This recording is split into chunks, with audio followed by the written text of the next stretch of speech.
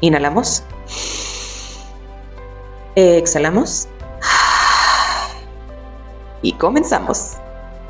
Hello, my darling. How are you today? Welcome to a new Zentara Flow episode. It's okay not to be okay. I guess the inspiration for this episode came, obviously, as it tends to be, from my very own experience. Because I've mentioned before, I had a depression. But what was very important is that it took me years. Well, I did that for years, and then it took me a good minute, like maybe probably, I don't know, like 8, 9 years as well, to realize that I only wanted to recognize the sunny, bright, shiny, happy, uplifting side of me for ages. I guess I liked the idea of thinking about myself, recognizing myself, but also just showing myself that side of me. And I feel like generally I am indeed a very optimistic and happy person. But the problem is that for the majority of my life, my teen years, my 20s, I would focus unconsciously and make an effort to just show that face of myself. And then I grew up, I feel, in a very happy household, and I was very privileged with the situation that I grew up in. But we're all humans, and we will learn from whatever our parents gave us. And usually that is whatever our grandparents gave our parents. And so, as it tends to be, I grew up with the idea or being thought that crying is useless and that crying doesn't solve anything. And so usually my two default moods or emotions would be either super happy or super angry. Whenever I wasn't happy, my only other outlet was showing anger. Even when maybe it wasn't even anger, but that's the only kind of route that I knew how to channel another type of emotion that wasn't happiness. And therefore, I feel like this insistence of myself in showing that bright, happy, sunny Andre for such a long time and not allowing myself to feel and connect and show the many other faces and range of emotions that live within me as every human live like every human being has them.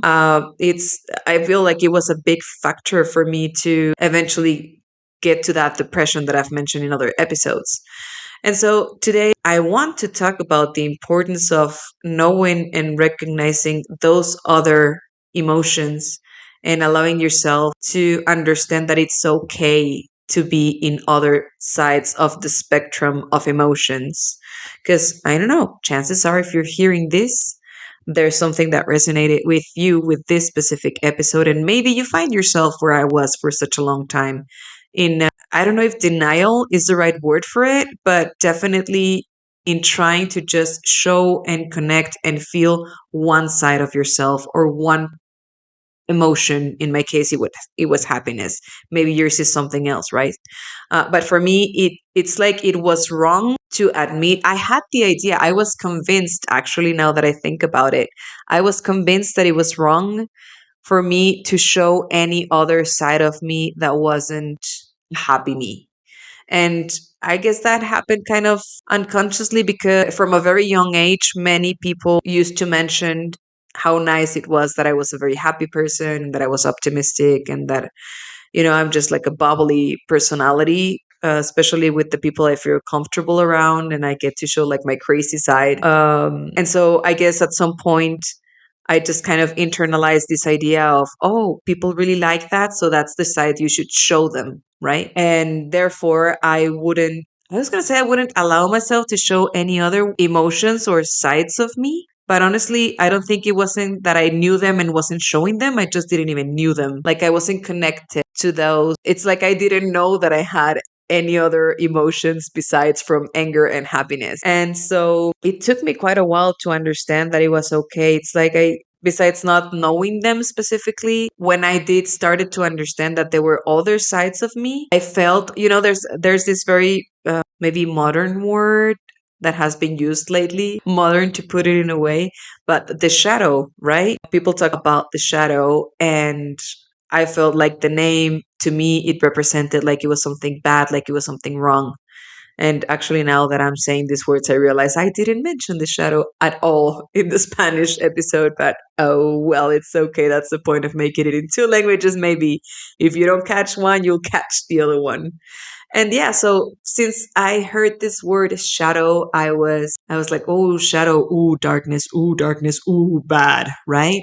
I guess that's how my mind used to think about it, and therefore I wouldn't let myself be those other versions that weren't like positive. And another thing that's very interesting about this, and that kind of came along as I started to understand what this shadow concept meant, and to recognize that there were many other versions of me that needed to be recognized and to have a little bit of space, like they don't need to be there forever. And it's not healthy to stay only in one emotion all of the time, because at the end of the day, the point of emotions, they're kind of like there's this inner compass that show us where we're at, right?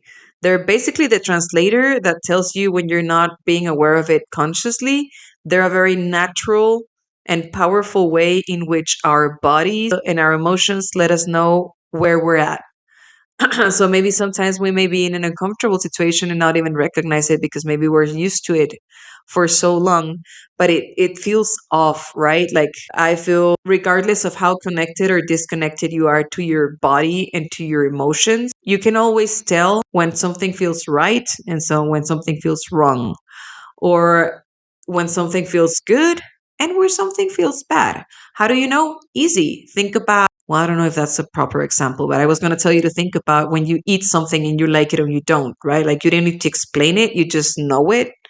I don't know if that's a fair way to explain feelings and emotions as well, because maybe some of us are so disconnected from ourselves and our emotions and have been living, there are all types of walk of life and many types of situations that people living every day.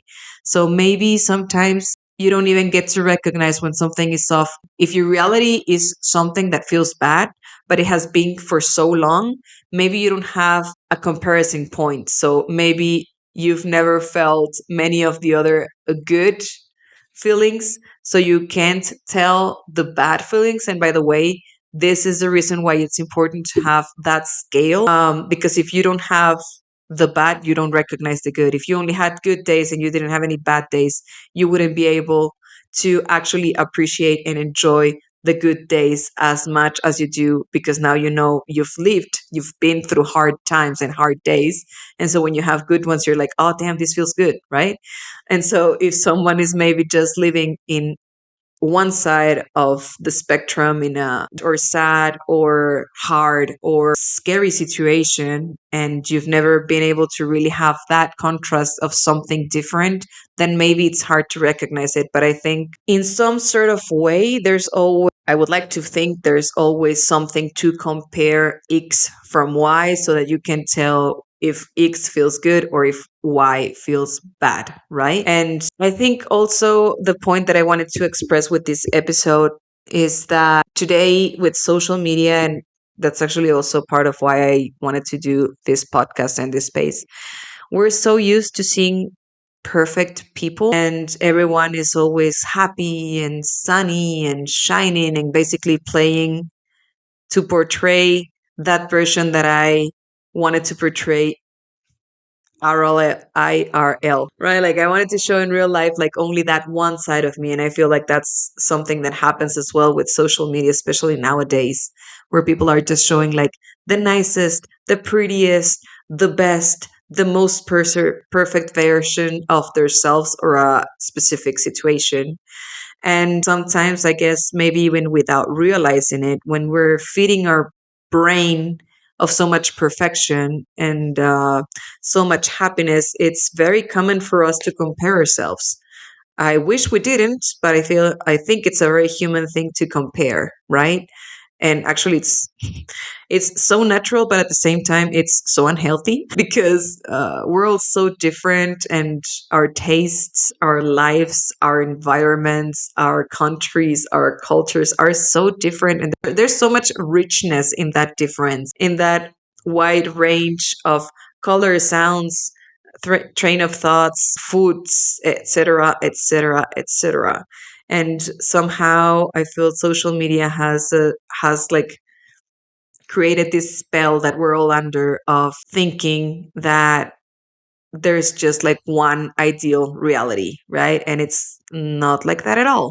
But the point that I wanted to make with that is that there's just so much happiness and perfection and whatnot in social media. And when you're there, like sitting on your couch on a Sunday, that you're feeling maybe like shit and you're dreading the beginning of next week, or it's maybe the beginning of the weekend, and you really don't feel like have energy to go do anything, or you don't want to see anyone, and you're just seeing like all of these like perfect lives all around you in social media. It feels like shit. And so what I wanted to say in this episode is just remind you that it's okay not to be okay. As I mentioned in the first episode, the depression that I went through, looking back in perspective, yeah, it was a very rough and very difficult and sour time. But now with time, I've come to realize it was one of the best things that has happened to me. And I don't want to be that, I don't want to sound like those type of people that tend to answer like, oh, you're feeling bad. Why don't you go for a run? Or why don't you just create new endorphins for your body? Or they did that like, like the quick easy fix, because sometimes those type of situations don't have an easy and quick fix. I think most of the time they actually don't. Again, I'm not a psychologist, I'm not a psychiatrist, I'm not a medic, I'm not an expert on the subject. The only experience that I can speak of is from mine. And the truth of the situation is that when I was in that horrible space called depression, if somebody had come and told me, oh, why don't you go for a run? It'll make you feel better. Girl, you don't even want to move from your bed. You don't want to shower. You don't want to, like, I didn't want to see myself in the mirror. You think I'm actually going to have any sort of energy to get up from my bed, actually step outside of my house and move my body in an energizing way? Like, there was no way. And I don't know, I feel like there may be like a very thin line between actually being able to do something for yourself that does make you feel better when you're in that space, and like, I don't know where the line is exactly between, oh, why don't you just go for a run, and maybe there being some small teeny tiny little thing that you can do in that moment to start feeling better. And if there are any experts listening to this, or some people that is more qualified than I am, please share in the comments whatever helped you, whatever worked for you. In my case, I know that first step was I started going with a psychologist, and that basically became like my starting point to be able to move towards a better feeling place. But the message here today is that if you're not okay, it is okay. I guess what I want to say is don't panic. That's a normal part of the human experience. And even I would dare to say I feel like the vast majority of the Earth population at some point or another has felt like shit. I don't know if we've all been through a depression, or maybe we all have, or most of us have, and there's definitely like a very wide range of type of depression and how it can look and feel and be. But at the end of the day, the human experience has and is made to have like all of the experiences, all of the feelings, all of the situations, right? Like the whole point of this earth school is for us to experience life. And in order for us to experience it, that includes not only happiness and satisfaction and pleasure and joy and excitement, but it also includes like worries and frustration and anger and depression and sadness and indecision and feeling lost. And that's kind of the whole point of, well, I personally think like the point of the human experience is to precisely experience it in the many different ways that it can look and feel and be. And that includes the ones that we tend to categorize as negative. So that's a very interesting thing to talk about as well. Like we have like the good or the positive emotions and the negative emotions. because we tend to live in a dual reality. This physical reality tends to be quite dual. We have two sides of the brain. We have day and night. We have good and bad. We have feminine and masculine energy. We have black and white. And obviously, all of those have many different shades and colors and other levels. I'm not saying this just black and white and day and night and etc. etc. It's not just two, it can be three or four or 10 or 15 or 40. But basically, as humans, we tend to categorize and perceive different situations mostly in a dual way, right? So these good emotions and bad emotions, they're not good nor bad. They're just basically the translation from your body interpreting a situation and telling you how it's feeling about it. So when we are able to connect and know and understand what that means, it's like the greatest teacher that we can have. Because I feel emotions, energy in motion is meant to precisely show us where we're at. In a previous episode, I talk about how we're like these little antennas that are always emitting a frequency and a signal. And then what you're emitting, you get more from that. And that's very, well, not very, but that's easier to think about and to be more conscious of it and aware of it and to change it when you are in a better place in your life. Like, I think, trying to think back when I was depressed, it would have been very hard for me to be consciously thinking about what type of signal I was emitting and how I could change it. Maybe it is possible, but ultimately, the message here, if you're someone that is having a bad time, that is feeling depressed, that is feeling inadequate or lost, I guess my ultimate message is to let you know that that is okay and that it can get better.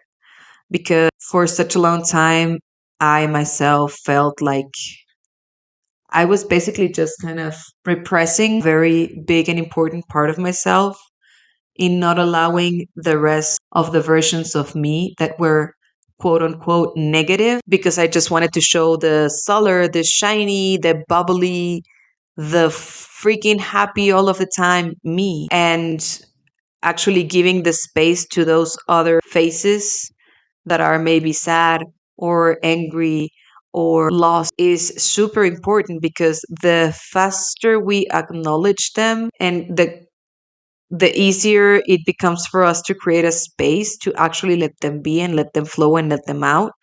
I feel like the easier it is to actually move towards a better feeling place. And I mentioned in the Spanish episode how I had to learn to cry, because for the longest time I was taught that crying didn't solve anything. And learning to cry was such a trip. It was very awkward. It was very cringe. I could not stand myself, even if I was alone in a room in an empty house with no one else, with miles and miles around me that would listen or know that I was crying. I couldn't handle myself crying. So it was a process and I had to learn to do it. And now it's become easier, even if I catch myself sometimes noticing that I do feel a little bit of cringe still, or that it feels awkward, or that I'm trying to rationalize it and understand why I'm crying. But at the end of the day, allowing myself to let those emotions flow. I've also mentioned before how emotions are actually energy in motion, right? So the important thing for us is when we learn to listen to our bodies and maybe understand there's something moving there or wanting to come out, to actually let it come out. And I've also mentioned before in other episodes how everyone has their own medicine, right? Like, there's so many different tools and ways in which we as humans can release energy, release those emotions. Like, some people sing, some people run, some people jump, some people shake, some people go boxing, some people, they're and there are all types of medicine, to put it in that way. And some are better, some are worse, some are healthy and take you to a better space, some become a cycle and keep you stuck there. So if you can find those tools, those little things that you can do, like maybe just jump up and down 10, 20 times, or shake a little bit, or scream, or throw fist at like invisible punches in the air, or I don't know, try to figure out what feels good for you and helps you move maybe from depression to anger. The point of emotions is to maybe like allow yourself to move slowly towards a better feeling space, right? It's very hard to jump from depressed to ecstatic because there's so many emotions in between, and so it's a very like high jump from one to another. And I'm not saying it's not possible, it can happen, but normally the most natural, the easiest way, and probably the fastest way for you to move is from depressed to anger instead of from depressed to happiness, right? And so being angry feels so much better than feeling depressed. Always try to, I was going to say chase, I'm not sure that's the right word, but try to check in with yourself and see how you're feeling. Are you feeling good or are you feeling bad? I think that's like the easiest and like the biggest chunk and way for you to understand like where you're moving and how you can keep moving towards something different. And honestly, as I mentioned, I'm no expert in the subject, like scientifically and professionally, I cannot tell you, and especially because again, there's so many types of different situations. So I guess what worked for me may work for you, but it also may not. So at the end of the day, what I do want to say, whatever your situation is, if you're not okay right now, I wanted to tell you first and foremost, it is okay. It's okay for you not to be okay. So allow yourself to feel sad, to feel frustrated, to feel angry, to feel lost. And I guess ultimately, I guess I want to share a little bit of hope in telling you that it can change and it will change and it can change for the better, especially.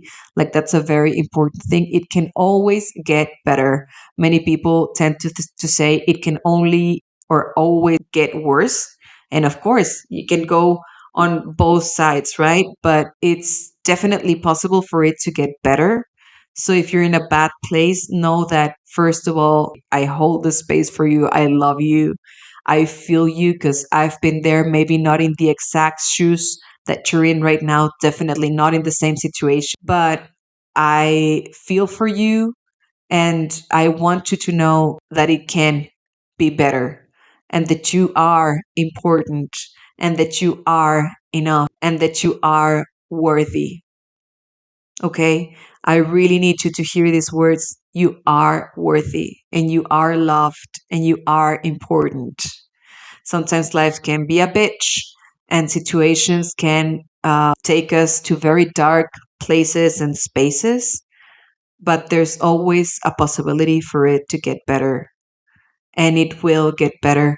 And if you're someone that has the tools and that knows a hotline or a web page or an app or something that can help someone that is going through a difficult time and needs help, please share it on the comments below, or even just, like maybe even share your story as I'm doing, in the hopes that it can help someone that is going through a hard time as well right now, because it is pretty tricky when you're in that black hole of nothingness. Sometimes you feel like shit, but sometimes you don't even feel. And I feel like that's a very scary place to be at. But this is why I wanted to to record this episode to tell you that it does get better and it can change and you are important. And it can be tricky. It can take time, but it is possible. So just know that I love you and I'm here for you, and hopefully some other people will share some love as well. But even if they don't, that's perfectly okay.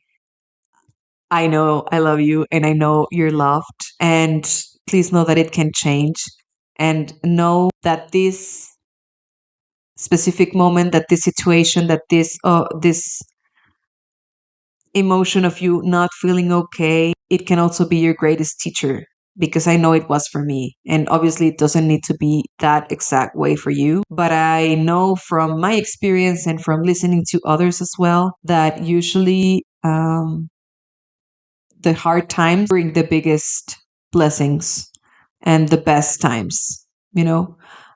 So please know that there's hope, and I am sending you so much love.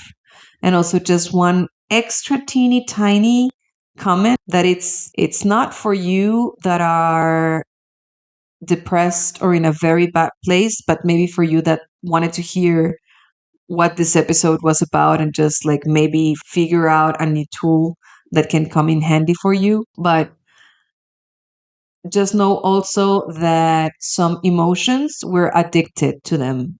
When we've been in a specific state for such a long time, in the beginning, the mind kind of takes it in consciously, but then after repetition, it becomes unconscious and the body becomes addicted to that thing, to that situation, to that feeling.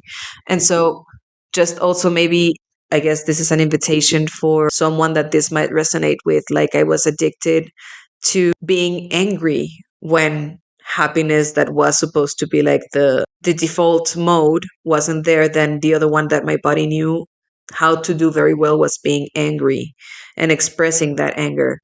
And it just becomes sort of like an automatic mode that goes on and off.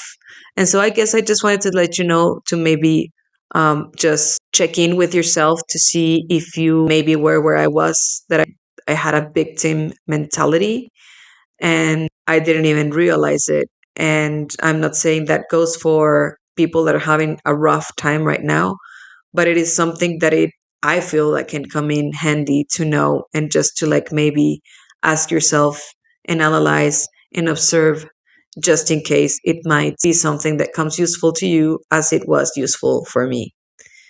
And lastly, there's also another thing that I want to say that came to mind when I was thinking about recording this episode. And it's that I was very confused about how sometimes I would recognize that there were very opposite or polar versions of me.